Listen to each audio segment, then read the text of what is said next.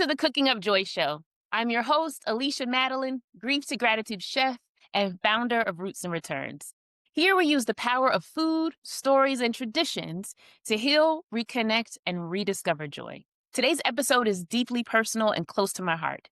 Did you know that research shows children separated from parents, whether through divorce, strained relationships, or other circumstances, are at higher risk of emotional challenges later in life? According to the American Psychological Association, for daughters who grow up without their dads, they may face unique struggles with self-esteem, trust, and forming healthy relationships. But those same studies show that there's an opportunity for these folks to rewrite their stories when they reconnect with their family and or reconnect with themselves, showing that healing and rebuilding relationships can really lead to profound personal growth and emotional well-being. Today, I'm joined with a very special guest, my little sister, Mariela Smith-Minna. Mari and I share the same dad, but our lives took a very different path.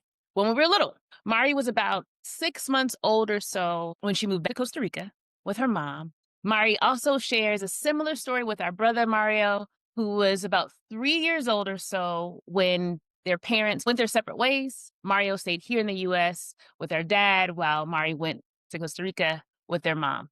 Mari is here to share her incredible story of growing up in Costa Rica, reconnecting with our dad after some time apart, and the journey of rediscovering her family and building new bonds. This episode is about honoring where we come from, celebrating the connections we've rebuilt, and finding joy in the journey of sisterhood. Hello, sister!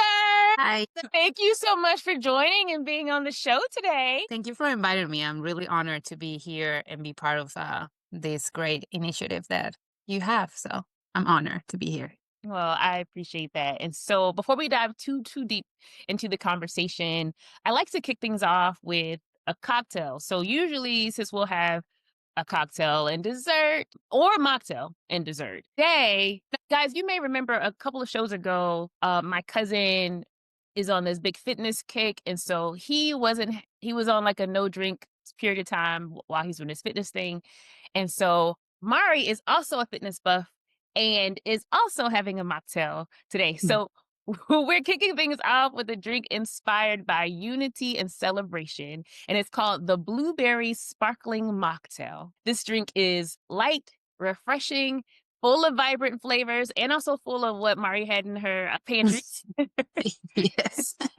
And it just really invokes the joy of reconnecting. So we're going to start by making our drink. You're going to grab your glass and fill it with ice. Hopefully I don't make a mess.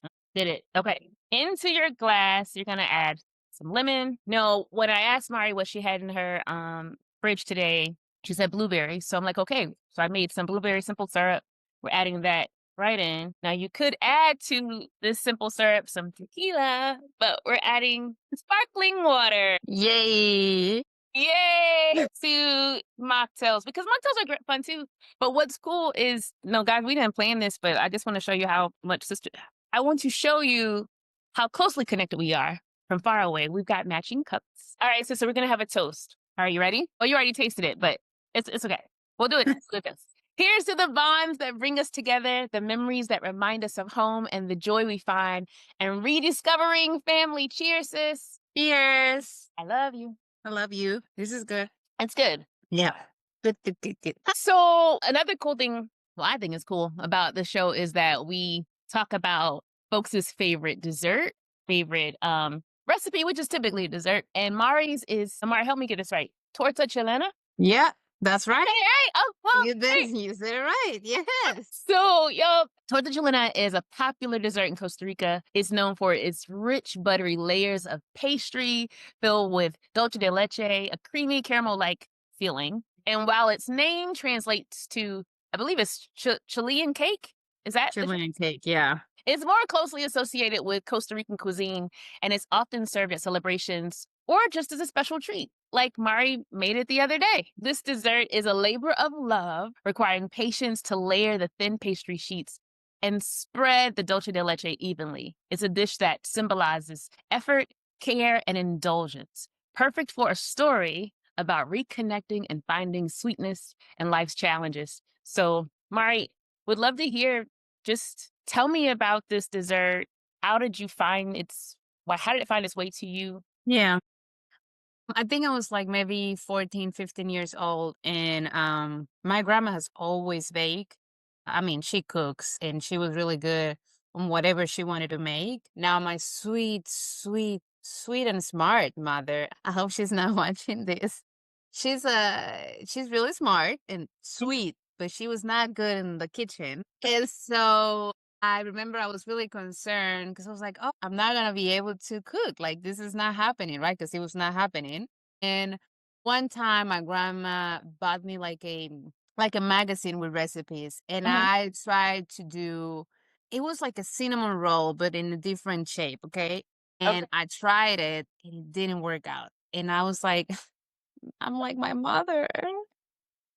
But I wanted to be like my grandmother. Now, Great. mother, I love you. And then I was going through the pages and I saw Torta Chilena. And I Mm. was like, man, I can do this. And so my grandma and my mother, they went with me to downtown in San Jose, Costa Rica, and they helped me buy like all the things that I needed.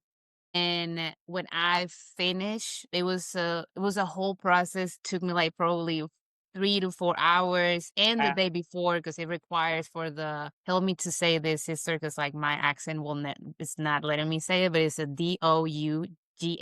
Dope. Right. And so you have to let it sit for 24 hours. And so it was a whole process. And then at the end, it was a beautiful process. And what I remember at the moment was seeing my grandma super happy of she made it.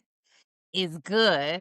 And so it was like a really, I guess, connection between me and my grandmother of like, oh, I know how to cook and it works, right? Yeah. Because again, my sweet mother, I know she tried it and it just was not working. And it was like I think that's how it started with me in the kitchen, me in the cooking. And so, Yeah. yeah, that's why I like it. And it always brings me back to home and quietness and also calmness. Cause, fun fact about my sister, I used to live with her when I first moved to the States. And I never believed in this, but she was baking one time in the house and she told me and the pets, everybody be quiet because there's a cake in the oven and we need to be quiet. And I was like, she's crazy. And now I believe that you need to be quiet when you're cooking, and it's like so healing when Yeah. you're stressed. So, yeah.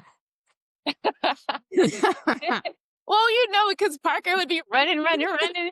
I don't know, but thank you for sharing that story. I did not know that. And, I don't know, since you tell me, I don't know if it's necessary for folks to to get the dynamic. So Mari and I are a million years apart. She's significantly younger than me. And my parents divorced. And when my dad remarried, he married Mari's mom.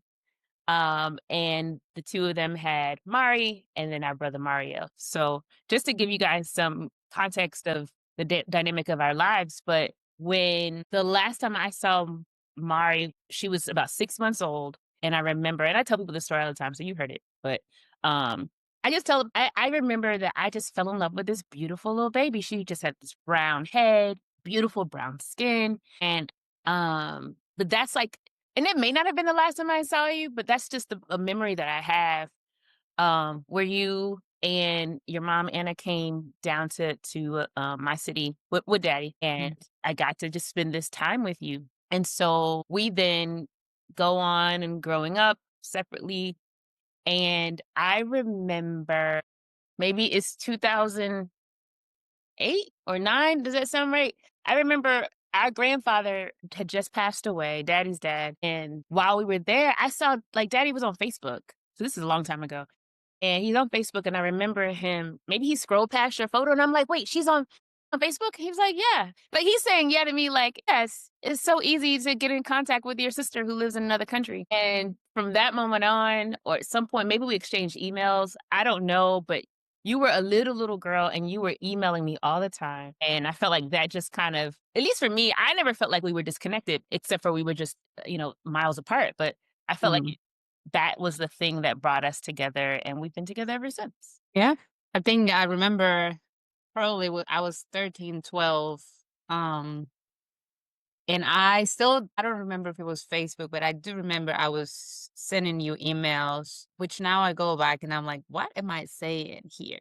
This I understood it clearly. does not make any sense, but yeah, I was sending you emails, and I think, like, I always, something about my mom and, I mean, my dad is, like, they never hide that I had siblings, right? And so I knew I had a brother and a sister. I think it was hard for me to comprehend, why am I here while they are there? Why can I cannot go there, but why they cannot come here either? And Yeah. so, like, that part always was like a what's going on here. But when I was able to email you and I guess have you on Facebook and also like, I always talk with Mario on the phone. So it never felt like it was weird to an extent.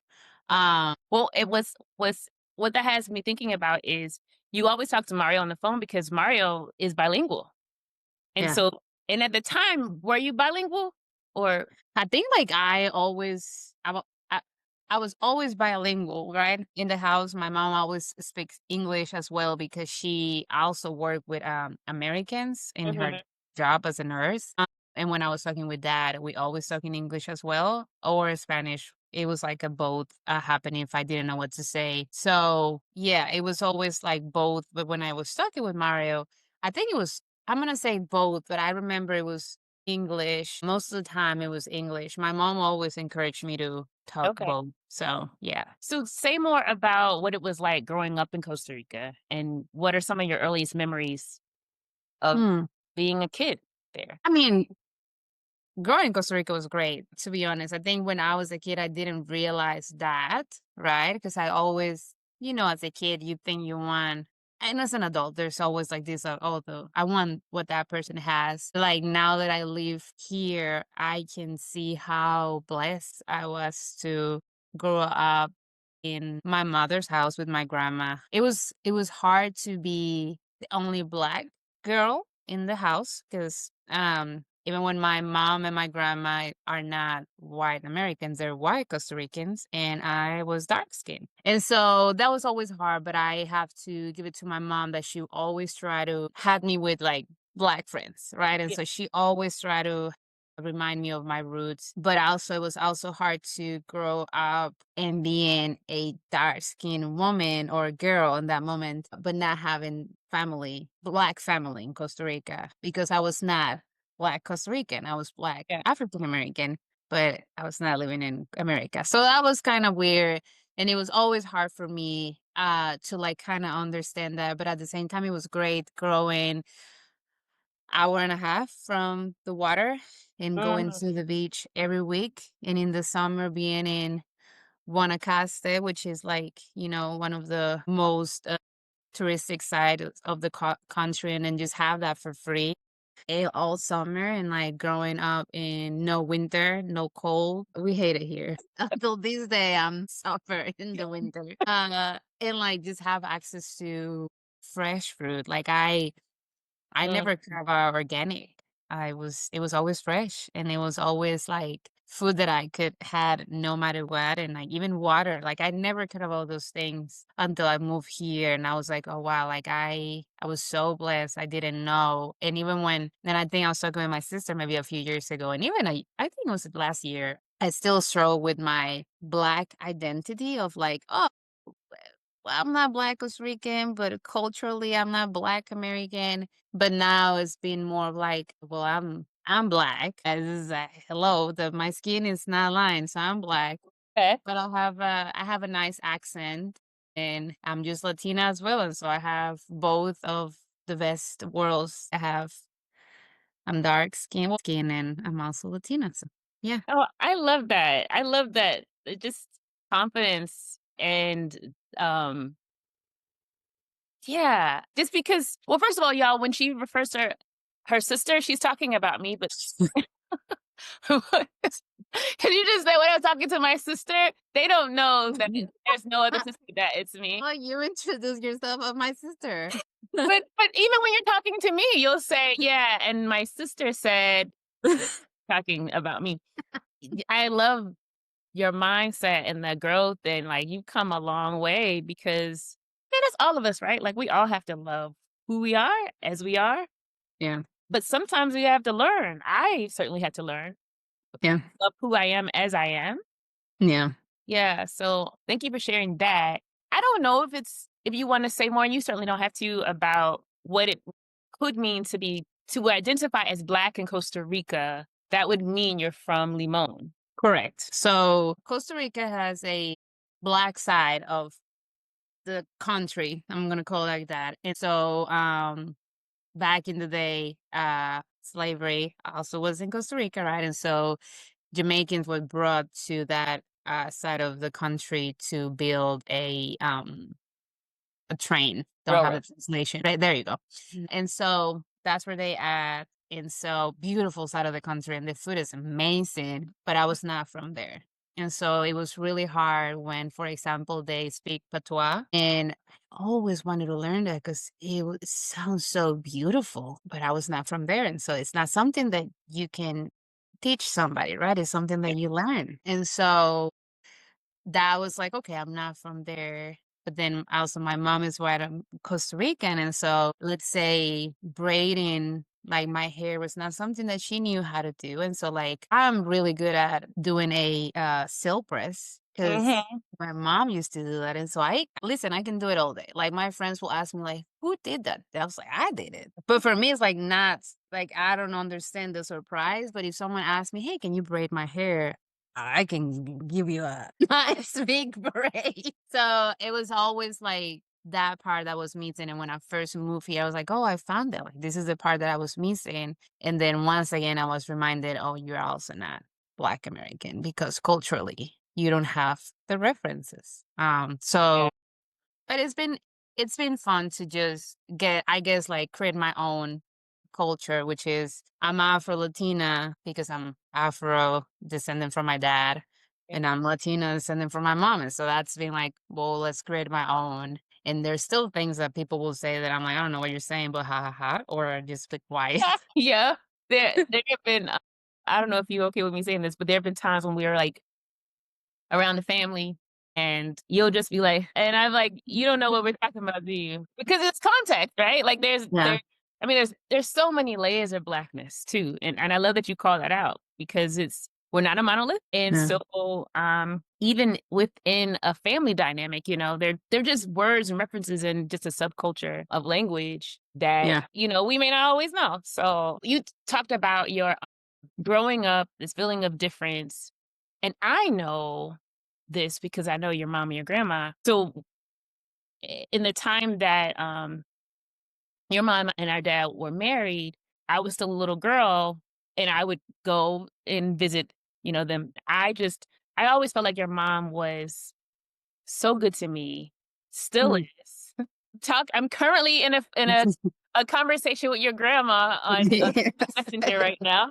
She's sending me a flan recipe, and she's like, Alicia, sorry, it's in Spanish. So I'm like, it's whatever I can't Yeah. read, send it to Mari. But your She mom, was yeah, no, go ahead. She was I think I don't know if I sent that to you, but, like, that's the only dessert that I will never try to replicate Yeah, because she was so good at it, and it was so good. yeah, It was so good. It was one of the best desserts. I mean, she was good at anything, yeah. good at anything, but flan, it was good, And you're and named I after don't her, right? You're named after her, right? I'm named after her, yeah.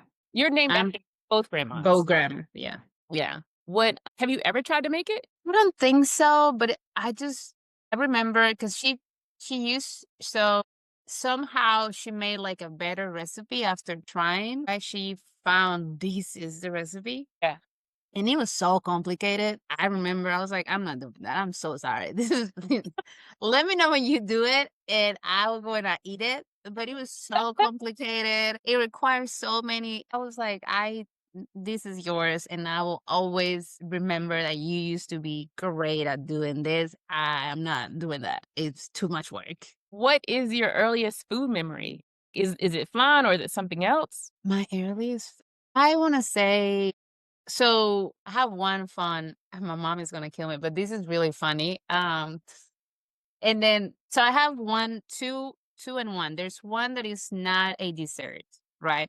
But it was something that grandma will it didn't matter if it was hot, it was raining, If Mhm. I was not feeling well, whatever the situation was, sickness or like I was not feeling well, she will always do a chicken soup, right? Mm. And I, until this day, it's crazy, but like when I'm not feeling well, I will make a chicken soup. It Mhm. doesn't matter even if I know I'm sick. Chicken soup, a homemade chicken soup, the one that she used to make me, is the one that I'm gonna make. And I don't know what it is, but the next day I'm great. So whatever I had is gone. It's a done deal. And so that's the memory that I have from my grandma and now for my sweet mother that I love too much. And I remember, please keep in mind, she's really smart because 2 degrees, my mother and the master. Okay. So she's Yeah. smart, man. It was after church. She was so proud. She's like, "Oh my God, I made like chicken rice, which was good." And then she was like, "And I also made your favorite dessert, which was also a rice pudding, Mhm. arroz con leche, but it's like rice pudding in America." I remember I called grandma and I said, please take me out of this house." It was it was like a rock. Like when she took out the spoon and put it on, like rice pudding should be like soft and it has to be like Yeah. some like milk on it. Is when I saw that rock on my plate, I just looked at her and I said, like, I don't know what is this. No, No. no, no, no. And I called grandma. Until this day, this is a funny story because grandma will say, like, yeah, I know your mother. She's smart. She's gonna Yeah. kill me.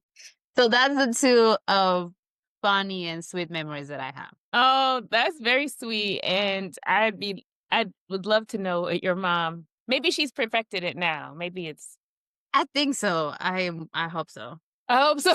One of the things we talked about earlier is that you knew that you could come to the US or something you said, "You could come to the US, we can come there," or something. No, it was hard for me to understand why I couldn't, but they also couldn't. Got it. Yeah. So, when was the first time you came to the US, and I guess what was that experience like? I was 18. I was a hurt kid. I think at that point I didn't know about therapy, and so I was really hurt. And I just wanted answers. And so I came to the States looking for those answers. But I think as a person who never like I was 18, I just was not going to therapy. I was nothing, right? And so I was just a hurt person trying to hurt somebody else. And so I came to the States and it was great to see my dad and hanging out with him, but I also know it was hurtful for him too because I was trying to find the answers of why what happened, why after all these years, like what is all this. And so it was nice to see my brother again and talk to him because my brother was already he did visit Costa Rica when I was 16. So that was 18. yeah, so if I was 16, he was 18, yeah. Okay. And so, like, I'm gonna say the first experience was not great. Again, it was great seeing my dad, but I also know, like, I hurt him by trying to find answers because I was not doing a good job, right? I was just hurt, and I needed to fix me right now. Yeah. And Please so.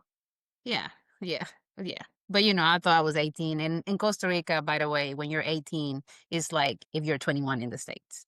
And yes, and I also think when you're 18 anywhere, you just think that you know everything and you know a song. You don't know nothing, okay? No. I do not understand why they do not tell you that. And so I think after that, I came again when I was 20, and I think that was much better because at that point, I was in therapy, and I think at that point, I forgive my dad, but I also forgive my mother, right? And so I think that time was much better and I think I was able to enjoy much. But also I was able to see my dad as a man, you know? He's my dad, but I think like we sometimes forget that they're also a person, right? Yes, he's my father, but he's also a man. And so I think at that point I think I remember I told him like, I forgive you and things happen.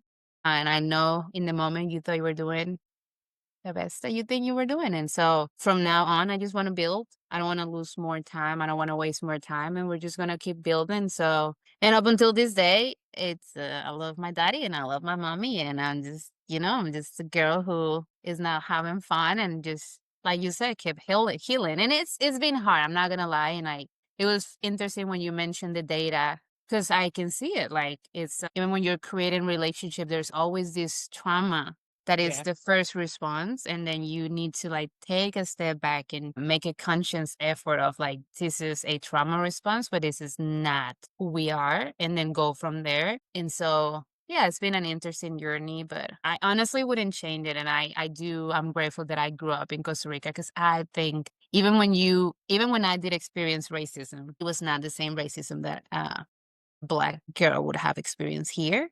Yeah. Um, and then I love my father, love him so much, but growing up with my mother, something about Latinos were really warm.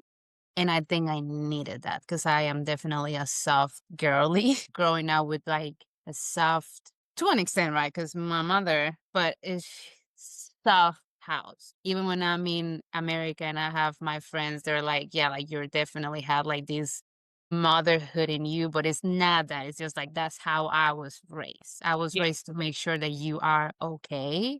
And so, yeah, wouldn't change it, to be honest. Well, I wouldn't change it either, and because I was one of those folks that you made sure was okay, and so like Mari said earlier, when she moved to the States, she lived with me, and it was she and I and a bunch of animals in the house, but I feel like am I making this up? Like, almost every day you made breakfast. I'd be already working, and you'd bring it to my desk, Yeah. because we both work from home, and, I mean, I wouldn't trade that year for anything in the world. It was really there's a line on The Office where, I think it's Andy, he says something like, "If only we knew we were in the good old days when we're in them." And so that was just a really remarkably impactful year on my life that we Mm. were together, and, I miss it all the time. Yeah, me too. It was Yeah. really fun. We ate so good, and we would just chit chat on the porch or in the In kitchen, the both be kitchen. working, not working, and it was just so Yeah, easy. Oh, yeah, yeah, it was anyway. really good, yeah. Well, one of the questions that I always ask, guests on the show is, "What does joy mean to you?" So, could you tell me that? And how has joy played a role in your journey of reconnecting with yourself and reconnecting with family? I think joy is a choice. Life will always throw you good things and bad things, right? And it's easy to have joy when the good things are happening. But when quote unquote bad things happen, it's so easy to just sit down and have a pity party of why me or why I don't have that. And so I think for a few years when I first moved here, I was having a pity party of like, why not this? Why not that? Until I realized that joy is a choice. Like you choose to have joy in the middle of whatever is happening. And, I also am very strong in my faith as well. And so it's like there's a purpose for anything, right? And so even when things are happening and I don't like them and I'm gonna make a parenthesis. I am gonna cry. I am gonna make a drama of the situation. I am also choosing to have joy. But also at the same time, I let myself feel sad because it's not fair for me to just like have joy and keep going. But like, no, let me sit with the feeling, and then I'll choose to have joy because things are gonna happen. And what was the other question? I think that's it. And even if you didn't, that was darn good, so now tell me what's one thing you've learned about the importance of family just through this incredible journey you've had? When I first moved here, I didn't have a family. I have my sister right here. She's right there, right? Just to make sure that people understand. And my sister and her family, oh man, they adopted me and they made me feel like I was one of them. And so I think I learned that no matter what, no matter, I don't know if I can share this, but like my sister and I had also like experienced some issues, right? And As I sisters think do, like sisters since do. the dawn of But time. mind you, I didn't grow up with a sister. I didn't know that, right? I grew up as a kid. And so, okay, they don't know. And so I was like, okay, I don't have a sister anymore. That's it. Again, drama. And once she was ready, she reached out and we have a conversation. And then it was like nothing happened. Like we're sisters, we're here forever. And Her family, the same. Like, never nobody changed even when me and her had tension, and so that was just of, like, family will always be there for you. Now, my family in Costa Rica was there, but I'm just saying, like, physically, you still need people who are, like, walking with you, and, like, the other day was, if she sees this, I love her, Mukas, which is JT, your brother's wife. I went to give her some shirts that they let me borrow, and I was moving out, and, I'll do it myself, I don't need help, and so she was like, "When are you moving out?" And I was like, "Oh, I'm moving out tomorrow," and she said, "You need help?" And I'm like, "Oh, I got it," and she said, "You need help, I'll be there, and I'll tell JT too." And I was like, "Okay," and she said, "You need to ask for help." And so I was like, and I was thinking about it, and I was like, "Well, she's not wrong, like, they're my family, and so I should ask for help." And I did, and they were here. Jafar, JT, going up 3 floors with heavy stuff, and that just made me so I felt like a millionaire. I was like, "Wow, I have all this family because they just let me in." So, yeah, it's been a blessing. Yeah. Yeah. Thank you for sharing that. So such a beautiful story. But also just I mean, and you hit on it and but I think it's so complex. Like Yeah. we didn't grow up in the same house. We grew up in drastically different cultures. And then you bring two people who've been wanting to be with each other together. But I don't know about for you, but I certainly romanticized this relationship. Oh, we're gonna be best friends. She's gonna do everything I want to do and go everywhere I want to go and we will do this, we will do that, and it was all my story. But when you Yeah. came and you had like, well, I wanna go here, I wanna go you were like it was places that you wanted to visit in Atlanta, and I'm like, "No, we're gonna go to the MLK Museum, you gotta learn your history, and we're gonna go do this." And You're she wanted to go to Linux. you wanted to go to Linux to get some Skechers. Oh, Wait a bands. Yeah. minute. Wait, no, no, no, no, no. Yeah. I had to be real with myself about that, like it's okay to slow down. I've learned this from my partner in love that it is okay to slow down and slowing down doesn't mean stop. Slowing down doesn't mean I don't want this. It just means that we're going to take our time. Yeah. And and so anyway, I guess I just wanted to say to you like I love you. I love it too. I love you, Yeah. and I've loved you since the moment I saw that pretty brown circle head, but I love you, and I'm grateful for you, and I am so proud of who you are and how you shown up, and this is not what the show is about, but I just wanted to say that to you, so anyway. Thank you, sis. I love you too, and I'm proud of when I first moved here and I saw you, and then now I can see the sister that it's been great to see this transition of this Alicia. Let me just say that. Other people, when you moved here, I just divorced. I just gotten divorced maybe a couple days before that. I was Yeah. broken and out of it and felt like I was despondent, and you came and you just poured love. You just poured love into Mhm. me, you poured love into our home, you poured love into the dogs, so, Yeah. yeah. I mean, so to that even to that end, the Alicia that you had at that time, she I mean, I don't know. I was hurting, sis. Yeah, I think. And you said something on the spot, and it was like we both had expectations of like Disney, right? Like we're gonna be together and it's gonna be great, and we're gonna use the same clothes and we're gonna use the same shoes. No, that was your dream. It was never mine. I do not want you sharing anything in my closet. And we can't wear the same clothing size, but she thought we were gonna wear the same jewelry. and Anyway, and so it was just I think like when we both realized that we were living out of an expectation that we both created on the other person, it yeah. was definitely hard, right? Because we created this image of this sister that is not there. Yeah. But I also and I didn't realize that until probably a year after when I changed my therapist. I was going through grief. I was Mm, going through a cultural grief, and I didn't know that. wow. Wow. Yeah.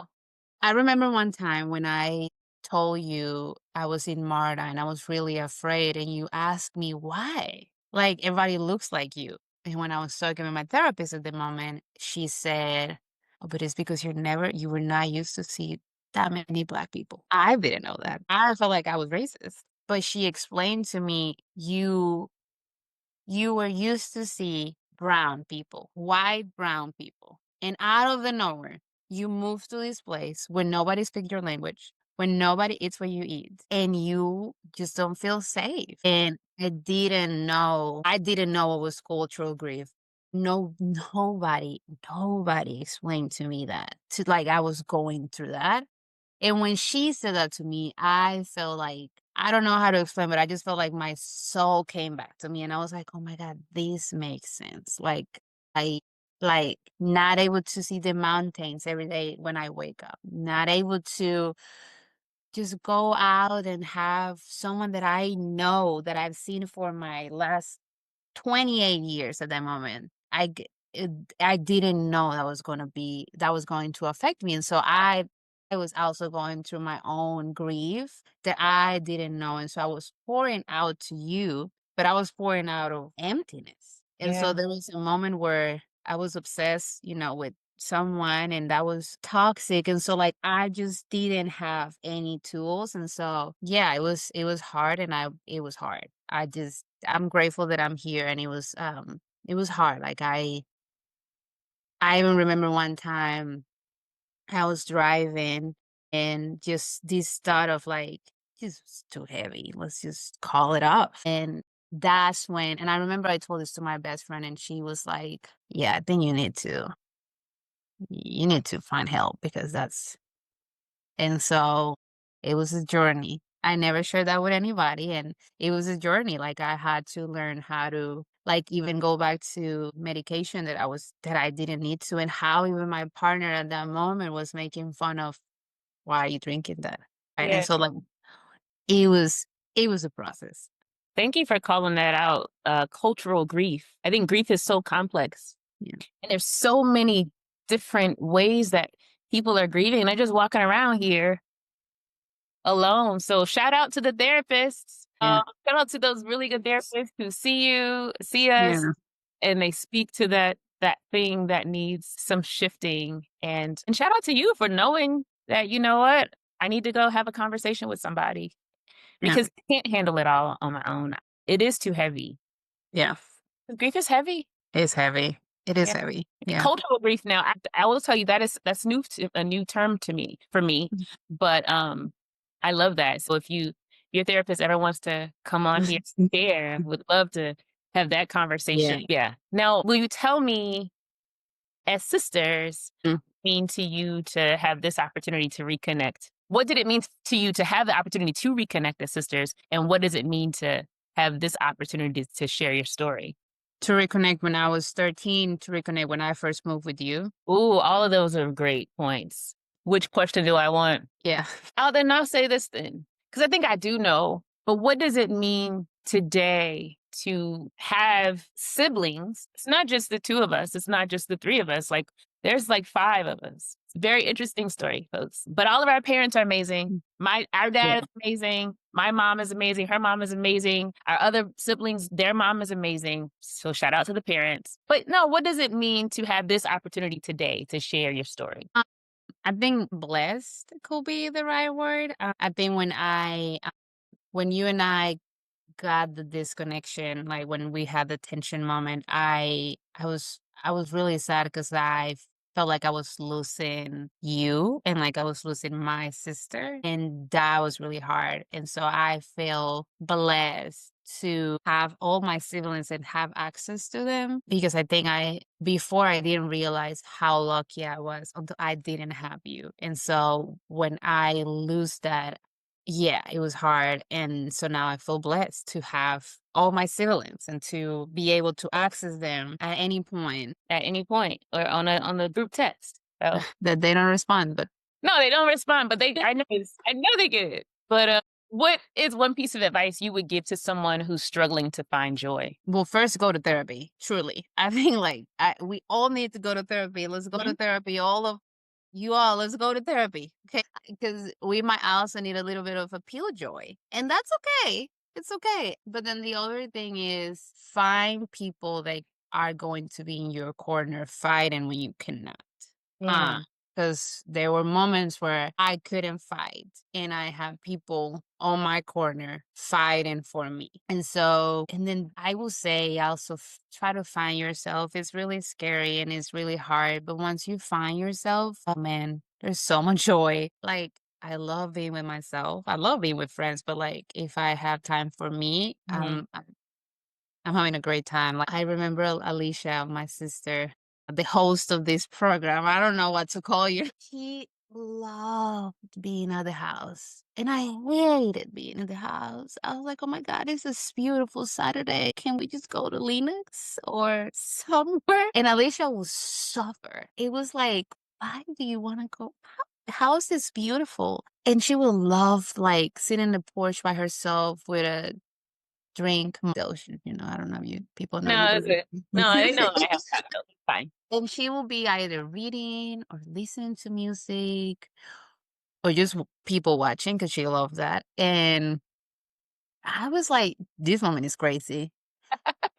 And now I understand. Like she had herself, and even when the moment she was also sad, she had herself. And so I think you taught me that like there's small things that you were doing that maybe you didn't realize that I was paying attention like a kid.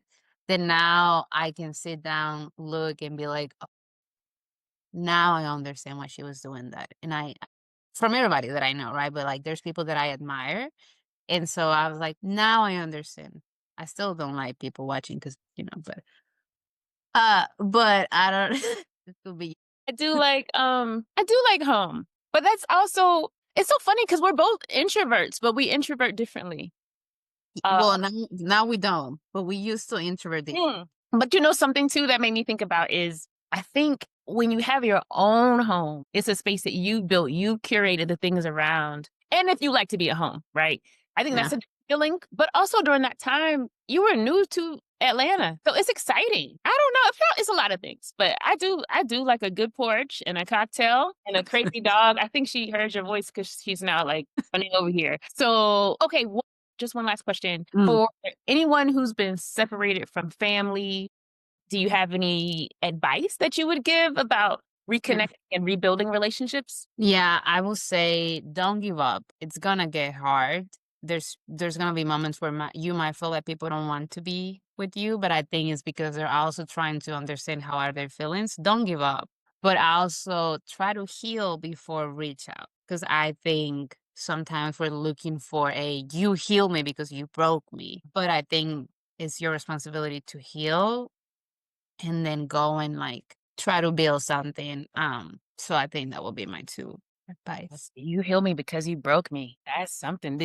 Have you ever felt like that, or do you know anyone who's ever felt like that? But yeah, me like millions of like before I met my dad, like I was like, well, you heal me because you broke me. You paid all these things because you didn't want me. You do all these things. And like even when, I went through this toxic relationship and you healed me because you broke me and you healed me because you did all these things, but it's like no, like they don't have the responsibility. You have to heal yourself because yes, they broke you, but to an extent you left them, right? And so Mm, yeah.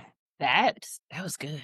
That was good. Thank you, sis. I appreciate you answering all these questions. Well, y'all, this was a good conversation. We could have kept it up. Knowing us, we actually really could have kept this up for hours, but we're just gonna close it off here. I do want to say that desserts are like family. They remind us that the sweetest moments in life often come after patience and effort. Reconnecting with loved ones may not always be easy, but the bonds we rebuild are always worth it.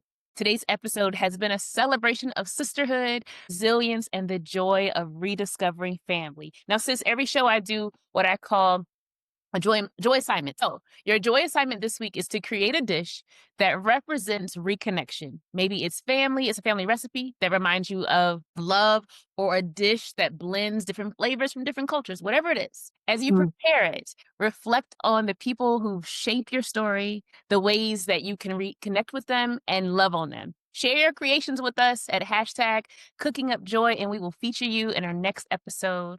Thank you so much, sis, for this conversation. Well, let's have a final toast. Cheers, sisters. I love Cheers. I love you.